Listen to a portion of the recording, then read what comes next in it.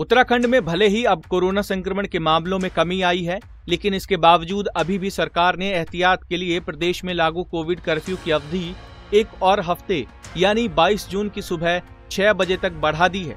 लेकिन राहत की बात यह है कि सरकार ने कुछ प्रतिबंधों के साथ चारधाम यात्रा को खोल दिया है। 15 जून से चारधाम यात्रा को भी 3 जिलों चमोली, रुद्रप्रयाग और उत्तरकाशी के लोगों के लिए खोल दिया है। बता दें कि बद्रीनाथ धाम की यात्रा चमोली जिले के लोगों के लिए, केदारनाथ धाम की यात्रा रुद्रप्रयाग जिले और गंगोत्री व यमुनोत्री धाम की यात्रा केवल उत्तरकाशी जिले के लोगों के लिए खोली गई है।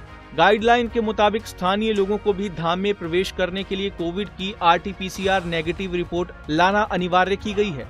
वहीं सरकारी प्रवक्ता सुबोध उनियाल ने बताया कि मार्केट पहले की तरह प्रतिबंधों के साथ हफ्ते में 3 दिन खुलेंगे। केवल मिठाई की दुकानों को सप्ताह में 5 दिन खोले जाने की छूट दी गई है। इसके अलावा शादी समारोह में भी रियायत दी गई है। शादी समारोह में लोगों की संख्या 20 से बढ़ाकर 50 कर दी गई है, लेकिन यहां भी RT-PCR की नेगेटिव रिपोर्ट अनिवार्य होगी। इसके अलावा राजस्व कोर्ट को भी खोलने की अनुमति मिली है। एक दिन में अधिकतम 20 वार्ड के लिए ही कोर्ट खुली रहेगी।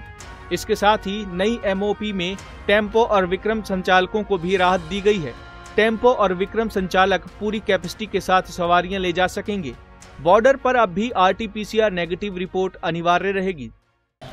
कोविड-19 की परिस्थितियों को देखते हुए आज सरकार ने इस राज्य में कोविड कर्फ्यू को 15 तारीख से 22 तारीख तक बढ़ाने का निर्णय लिया, जिसमें पुरानी SOP तकरीबन वही रहेंगी। कुछ परिवर्तन, महत्वपूर्ण परिवर्तन किए गए हैं।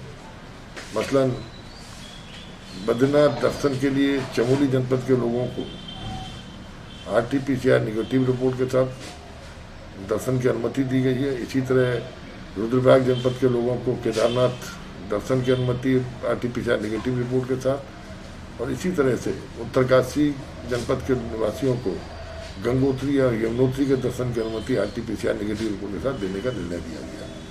साथ ही साथ जो हमारे राजस्व कोर्ट है, राजस्व बाद बहुत समय से सारे कोर्ट बंद होने के कारण रुके पड़े थे, तो सरकार ने निर्णय लिया कि 20 तक की सीमित संख्या तक, जिसमें पुराने और नए केसेस मिला के 20 को सभी राजस्व न्यायालयों को खोलने का निर्णय भी लिया गया।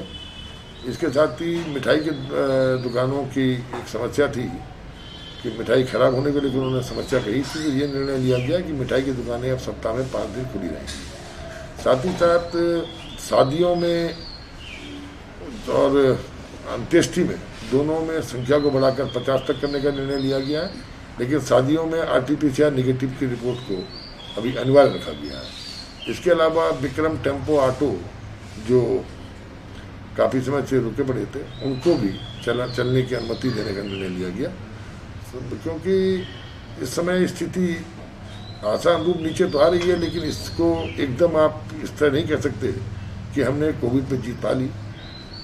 व्यापारी भाइयों से भी हमारी अपील है कि थोड़ा परेशानी जरूर होगी, लेकिन ये हफ्ता सबसे महत्वपूर्ण वो हफ्ता होगा, और 15 से 22 के बाद संभवतः सरकार अनलॉकडाउन की तरफ आएगी, और जिससे मैं समझता हूँ कोविड की जंग को जीतने में हमें आप सबके सहयोग से जो है सरकार को जीत मिलेगी।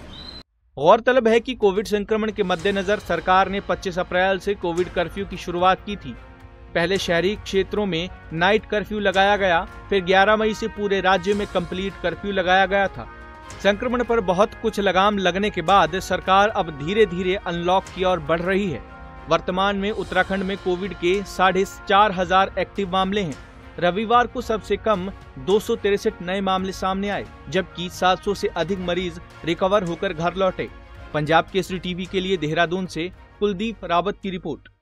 हमसे जुड़े रहने के लिए हमारे YouTube चैनल को सब्सक्राइब करें और नई वीडियो की नोटिफिकेशन के लिए बेल आइकॉन को दबाएं। अगर आप ये वीडियो Facebook पर देख रहे हैं तो लाइक जरूर करें और ज्यादा से ज्यादा शेयर करें। धन्यवाद।